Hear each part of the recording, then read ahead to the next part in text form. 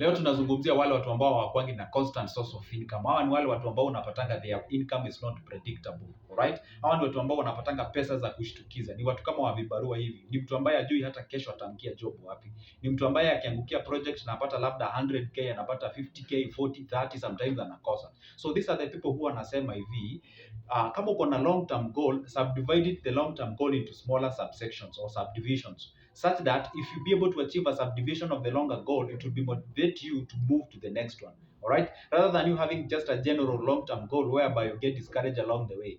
What advice you is this: once or the moment you be able to, or you have achieved that specific project that has earned you a certain amount of money, just subdivide that money and get a section of it and put it in a savings. All right, don't forget, not just saving, but saving for the purpose of raising a capital to invest the money for you to earn what we call a passive income. Because after all, if you save money, it doesn't make any sense. Actually, it depreciates instead of appreciating, bearing the fact that kuna inflation. So what I would advise you is this: hiyo pesa kidogo ambao umepata at the end of the day or at the end of the month or however you earn that money, chukua pesa kidogo, dedicate that amount of money for your savings. Probably you can do circles. That's why I advise people it's always good to achieve or approach a certain good circle of your own preference, subscribe there and be a member. So be depositing a certain amount of money there. So you save it in a long term, or rather in a small term, subdivisions of the long term, and then once you achieve, for instance, let's say your aim is to raise 100k or 200,000. This is what you can do. You can subdivide that 200k into smaller subsections.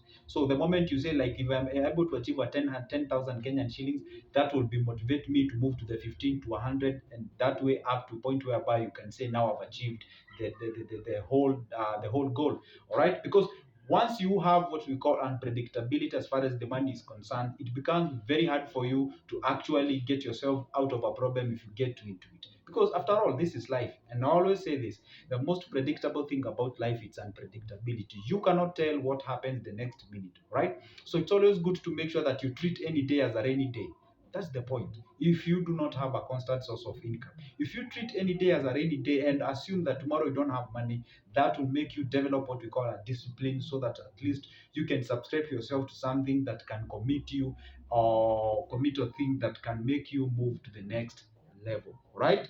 So you can achieve any, you can approach bank yoyote, ama unaweza approach a sacco, unaweza invest pesa zako hapo ndani pole pole, the period of time, and then after that you can be able to move to the next level and achieve what we call at least something called a predictable source of income. Alright guys, so my name is Joseph, talk about personal finance development, and I spice up a little bit with some politics because I know all those three things relates to each other. Alright guys, so see you in the next one. Don't forget to subscribe to my channel. Kindly let's help me take this channel to the next level. Right? Comment down below, tell me what you think, and let's meet the next one. Goodbye.